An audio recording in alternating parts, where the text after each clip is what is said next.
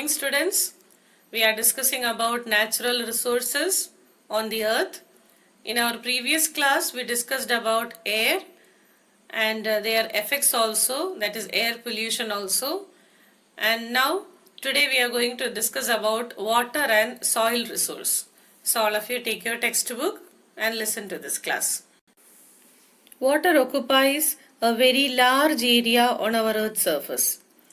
Some of the water exists in the form of water vapor also in atmosphere.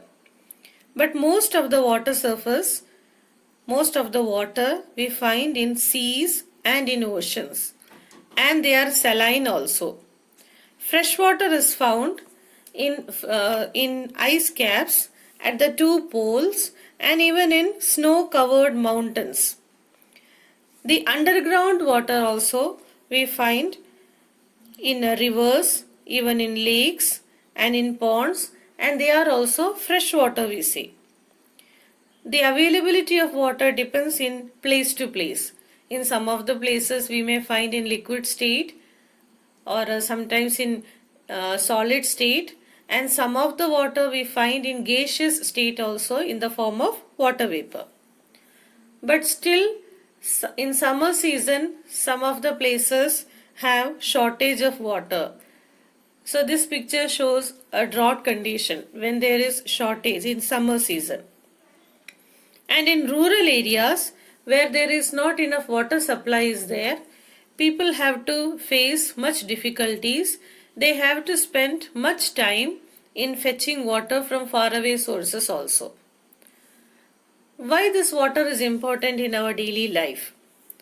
In our body, all the cellular process takes place in a water medium.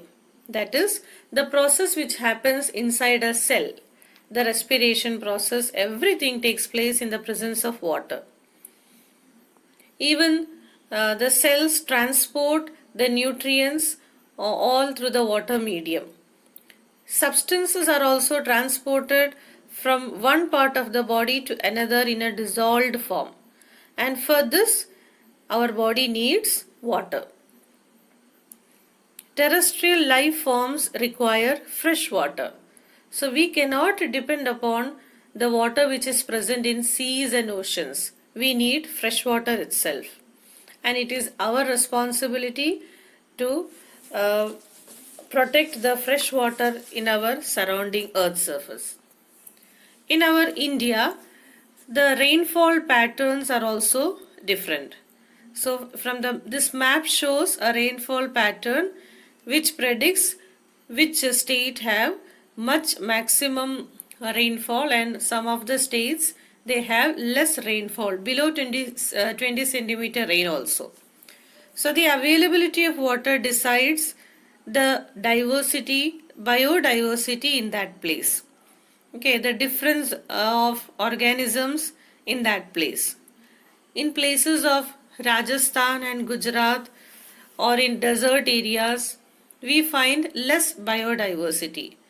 Whereas in our state, where we have enough number of rivers, we find a large biodiversity.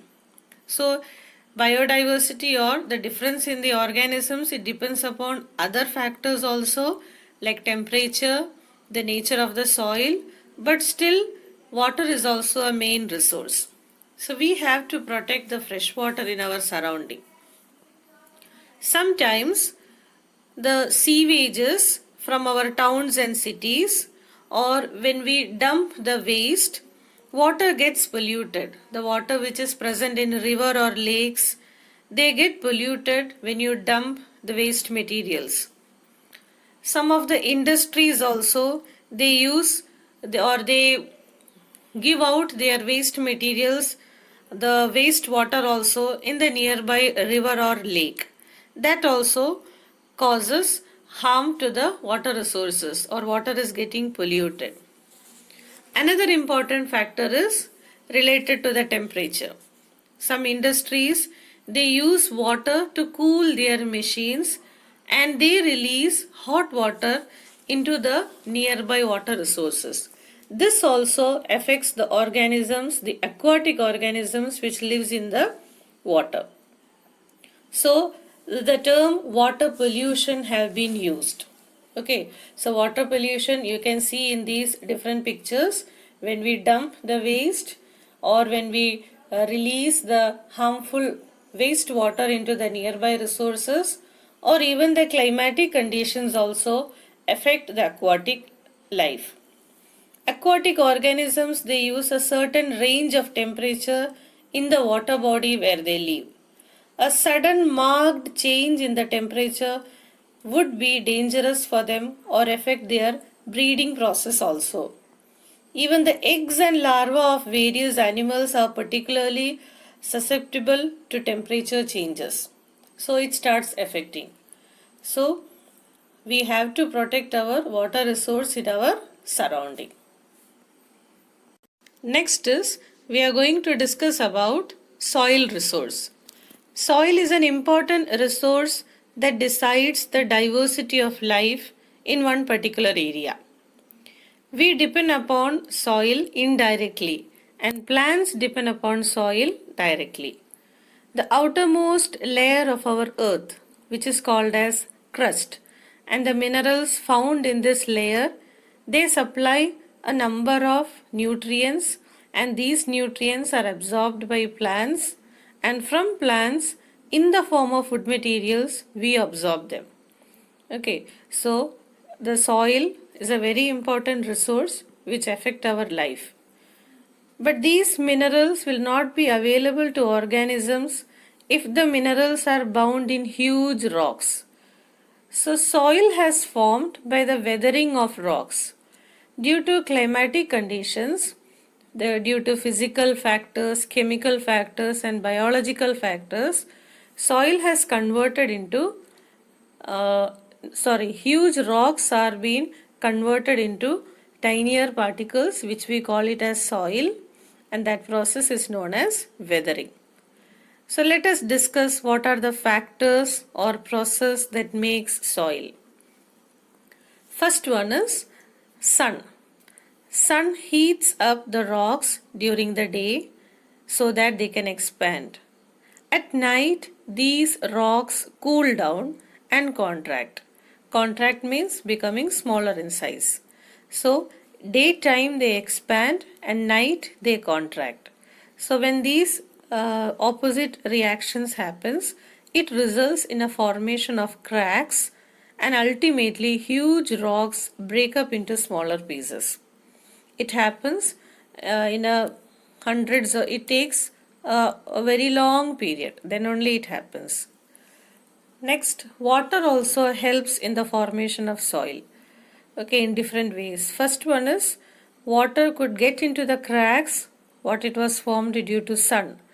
So water accumulates in these cracks, and then in winter season the water will freeze. So when freezing happens, it will cause cracks to widen, okay, or the cracks will become bigger in size. And then a second one is fast flowing water. They often carry big and small particles of rock downstream. Okay, they carry the rock particles to low lying areas. So in that way the soil particles will move from one place to another also. Or we may find the parent rock in one place and the formation of soil in another place also. Next one is wind. Wind also is a reason for the formation of soil.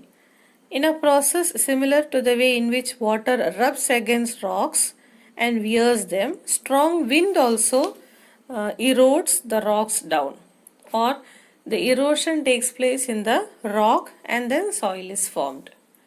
Even some of the living organisms, so this is a biological reason, living organisms also influence in the formation of soil. Some organisms like lichen, they grow in the surface of rocks wherever there are cracks, and while growing they release certain substances that cause the rock surface to powder them, and a thin layer of soil is formed. Even some other plants like moss, they are also able to grow on this surface, and then it helps the rocks to break down further. Some of the roots of big trees also makes the cracks into bigger, and then the parent rock is forced to or the cracks will become bigger. So after the weathering of rocks, when soil is formed, soil is a mixture of many particles. Okay, whatever the minerals are present in rock, according to they also, and even their decayed living organisms also, like humus, dead materials of plants and animals also may mix up in the soil. Even microscopic organisms are also present. Humus is a major factor in deciding the soil structure because it causes the soil to become more porous and it allows water and air to penetrate deep underground. Even earthworms also helps the soil to become fertile. But because of the particular soil condition or the topsoil which decides the biodiversity, when people or modern farming practices occurs, a large amount of fertilizers and pesticides are used, and this kills the earthworms which are present in the rich humus. So we have to protect our soil, or we have to protect the living organisms present in soil and help the diversity in organisms which live in them. Otherwise, soil will get polluted. One of the main reason for soil pollution is when we dump the waste in the land areas. So the physical and chemical agents in the waste materials will disturb the structure of soil. The fine particles of soil may be carried away by flowing water or wind also. If all the soil gets washed away and the rocks underneath are exposed, we have lost a valuable resource because it takes many hundreds of years for the soil formation. Even sometimes when people do deforestation, when people destroy the particular trees in surrounding area, it also causes soil erosion because roots of the plants have an important role in preventing them. Wherever there are plants are there or big trees are there, they can protect the soil structure in that area. When these trees are uprooted, soil get eroded or it will be transferred from one place to another. So the process of soil erosion will be very difficult to reverse. So we have to protect our surrounding area, we have to plant trees, and we have to protect our soil resource. Read the chapter pages 194, 195 and 196. Thank you.